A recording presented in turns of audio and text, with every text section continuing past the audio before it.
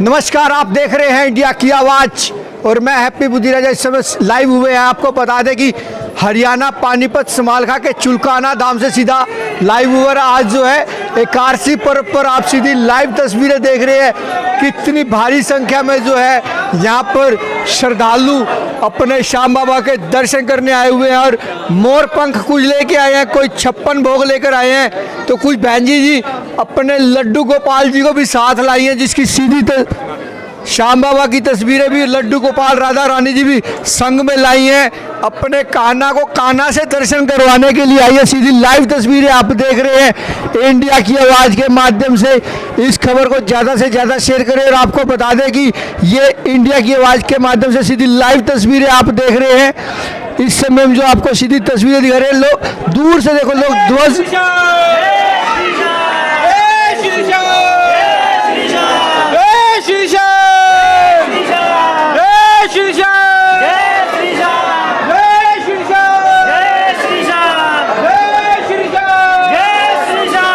देख रहे कैसे श्याम बाबा के जयकारों से चुलकाना धाम गूंज उठा है। सीधी लाइव तस्वीरें आप इंडिया की आवाज के माध्यम से देख रहे हैं।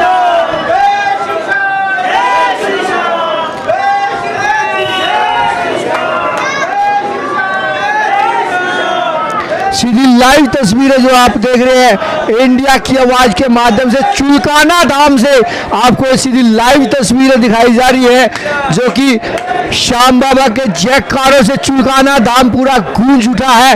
आज एकादशी का पर्व आप लोगों को बता दें कि एकादशी पर्व पर ये लोग जो है यहाँ पर आए हुए हैं। सीधी लाइव तस्वीरें। बेटा कब आए आप?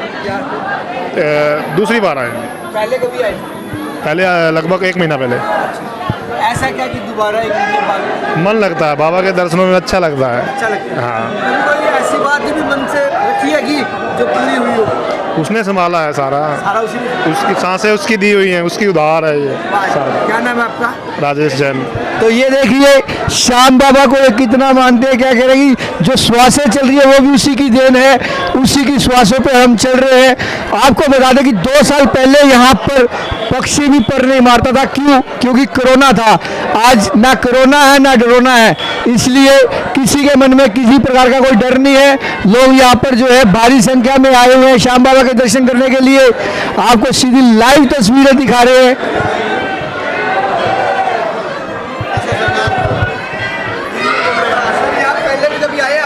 मैं बहुत बार आ चुका हूँ और हमें जुड़े 10 साल हो चुके हैं यहाँ से। 10 साल। और मैंने आपको कीर्तन में भी देखा था पानीपत जब आए थे हमारे भाई। और आज एकादशी का दिन है, सभी में उत्साह है और चुलकाना धाम से बहुत कुछ सभी को मिला है। हम भी हमारा भी मंडल बना हुआ है युवाओं का गरोंडा में। 5 मार्च का हमारा कीर्तन है। 5 मार्च का हमारा गरोंडा अनाज मंडी में कीर्तन है। आपके चैनल के माध्यम से हम सभी से अपील करेंगे, जितने भी व्यूअर्स आपके हैं, कि कीर्तन में जरूर आएँ, आनंद ले। अंजलि द्विवेदी जी आ रही हैं, तो आपके चैनल से सभी को अपील। और जय श्री श्याम, जय श्री राम। Thank you. मेरा नाम कमलकांत धीमान है, मैं गरोंडा से हूँ, श्री श्याम युवा परिवार का सदस्य। तो ये थे श्री श्याम युवा परिवार से, जिनका 5 मार्च को प्रोग्राम भी है। सीधी लाइव तस्वीरें। आज ये श्याम बाबा को निमंत्रण देने आए हैं यहाँ पर और चैनल के माध्यम से जनता से भी उन्होंने अपील की है कि 5 तारीख को गरोंडा पहुँचे और प्रोग्राम का सीधा लाइव प्रसारण देखे। आप जो है इंडिया की आवाज़ के माध्यम से देख रहे हैं। आपको जो है फिलहाल चुलकाना धाम से जो है सीधी लाइव तस्वीरें दिखा रहे हैं। कितना यहाँ पर श्रद्धालुओं में हजूम भीड़ देखने को मिल रही है। लोग ध्वजा लेकर, कोई कान्हा जी को लेकर, लड्डू गोपाल को लेकर यहाँ आ रहे हैं। सीधी लाइव तस्वीरें आप देख रहे हैं।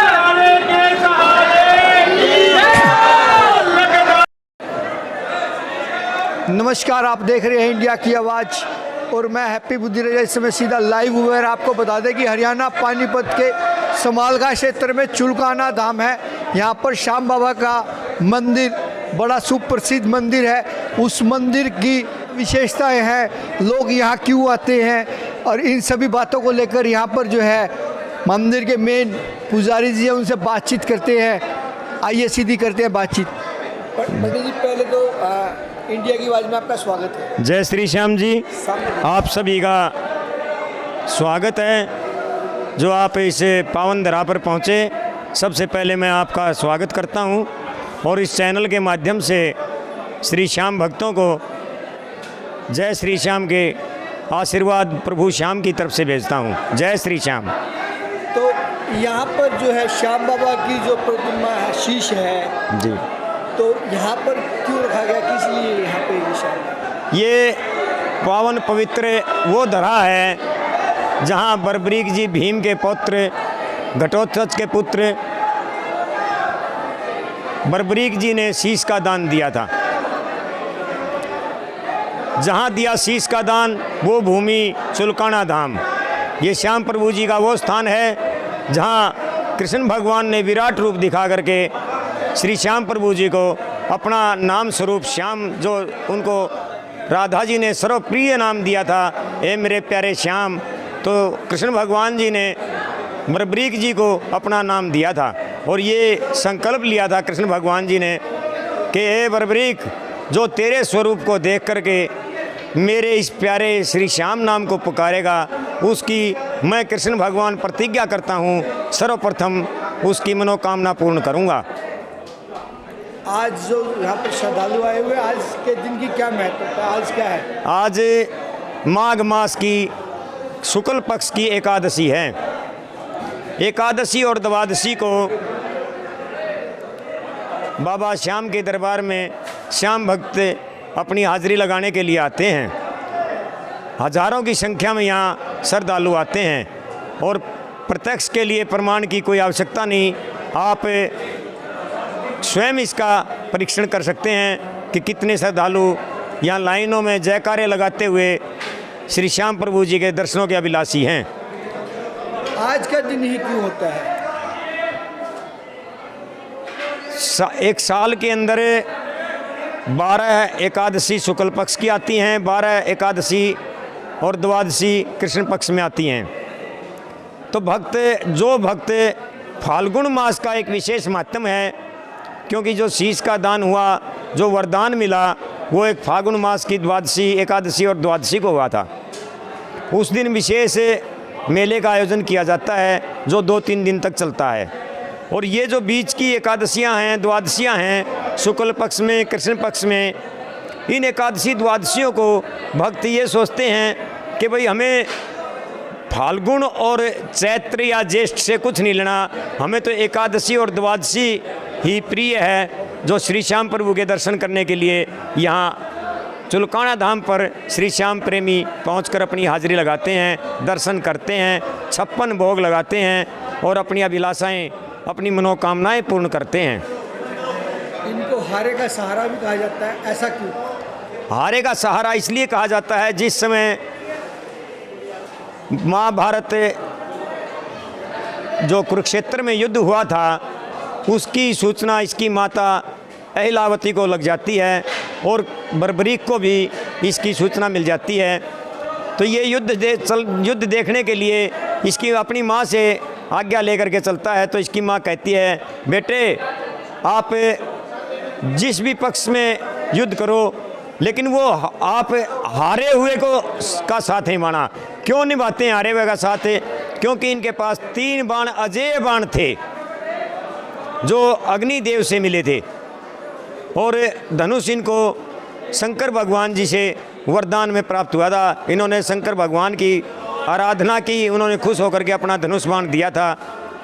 अग्निदेव ने इन्हें 3 बाण दिए थे जो अजेय थे, जो अपना काम, जो निर्धारित इनको सूचना मिलती थी, उस कार्य को पूर्ण करने के बाद ये वापस तर्कस में आ जाया करते थे।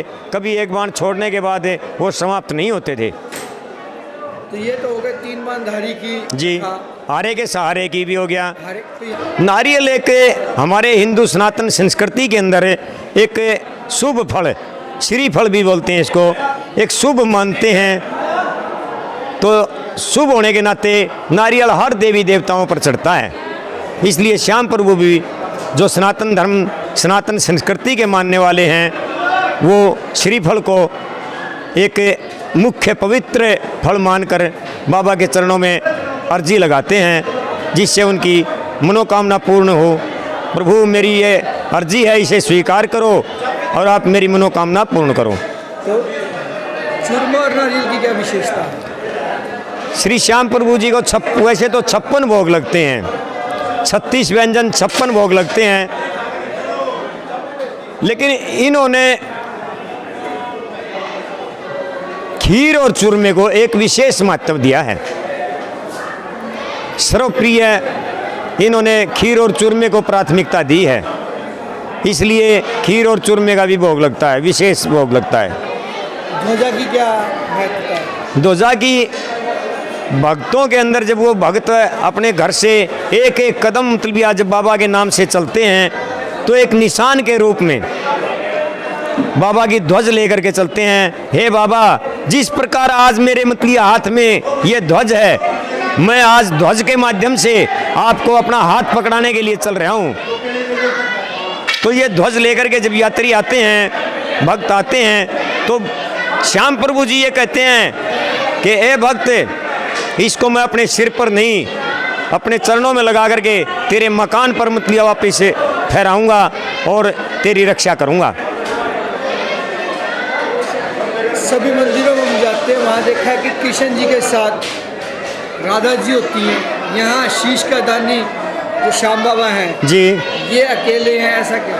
इनके साथ अकेले नहीं हैं, कृष्ण भगवान जी और बलराम दाऊ भैया जी भी विराजमान हैं। अच्छा, हाँ, आप दर्शन करिए, कृष्ण भगवान दाऊ बलराम जी भैया विराजमान है, जो इनके कृष्ण भगवान के ज्येष्ठ भ्राता थे। ये युद्ध स्थली का समय है, क्योंकि जब महाभारत काल का समय था, महाभारत का बिगुल बज चुका था, तो युद्ध के अंदर वीरांगनाएं या औरतों का कोई काम नहीं था। तो बलराम जी जो थे वो भीम और दुर्योधन के गुरु थे। युद्ध के समय में यहाँ जोड़ी में जब इस मंदिर की स्थापना हुई, तब सर्वप्रथम कृष्ण भगवान की और बलराम दाऊ जी की सर्वप्रथम पूजा की। उसके बाद श्री श्याम प्रभु जी यहाँ विराजमान किए गए। तो अब आखिरी सवाल है, तो फागुन मेला जो है जी, यहाँ पर जो प्रोग्राम होता है, किस प्रकार के यहाँ प्रोग्राम किए जाते हैं? यहाँ फाल्गुन मेले में सतरंगी ध्वजाएं लेकर के यात्री आते हैं, अपनी मनोकामनाएं लेकर के आते हैं, और पंजाब, हरियाणा, राजस्थान, दिल्ली, उत्तर प्रदेश, चौं दिशाओं से यात्री आते हैं। और काफ़ी अरसे में के बाद ये जो यात्री आते हैं, किसी का 2 साल में नंबर पड़ता है, किसी का 3 साल में नंबर पड़ता है। अगर इसके सारे भक्त एक दिन में आ जाएं तो यहाँ जगह नहीं मिलेगी। फिर भी मतलब 3-4 दिन का मेला लगता है, और यहाँ भजन कीर्तन भी होते हैं, भंडारे भी लगते हैं, बाबा की स्वामणी भी लगाई जाती है। यहाँ बाबा के चरणों में जो बच्चा पैदा होता है उसका मुंडन भी कराया जाता है, और जो नई बहू, किसी के बहू बेटी आ जाती है किसी के घर में, तो उसका गठजोड़े की जात भी यहीं दी जाती है। ये एक प्राचीन परंपरा लगी हुई है। पिछले 2 सालों से जो है मैं देखता आ रहा हूँ, भी बड़ा सूक्ष्म रूप से प्रोग्राम किया जाता था। तो कोरोना काल था, अब तो बाबा की कृपा से ऐसा कोई रहा भी नहीं कि मतलब कोरोना का कोई वो हो। इस बार कैसा प्रोग्राम बनाने की तैयारियाँ है? कोविड-19 को देखते हुए पिछले साल कुछ समस्याएं थी, प्रशासनिक समस्याएं थी, बीमारी की समस्याएं थी, उस वजह से एक सूक्ष्म रूप में प्रोग्राम किया गया था। आज जो है बाबा श्याम की कृपा से, वैसे प्रशासन के अभी आदेश नहीं हुए हैं कि वे खुल करके आप काम करिए, फिर भी अपनी तैयारियां पूर्ण रूप से चल रही हैं। का महीना जो लग जाएगा तो समझ लो यात्री आने जाने शुरू हो जाते हैं। वो ये सोचते हैं कि भाई भीड़ भड़ाके की बजाय, एकादशी द्वादशी की बजाय फागुन का महीना ही बाबा का महीना है, इसलिए यात्रियों का आवागमन पहले ही चालू हो जाता है। पूरा महीना ही चलता है। दरबार का खुलने का समय क्या रहता है? दरबार का खुलने का समय सवेरे 6 बजे से शाम के 6 बजे तक दरबार खुलता है।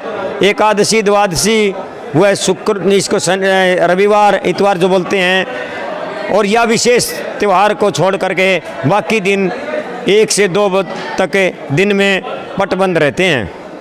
तो एकादशी द्वादशी भी शाम को 6 बजे तक दर्शन होते हैं। हाँ नहीं, वो जब तक मतलब यात्रियों की लाइन होगी दर्शन सभी को करवाए जाते हैं।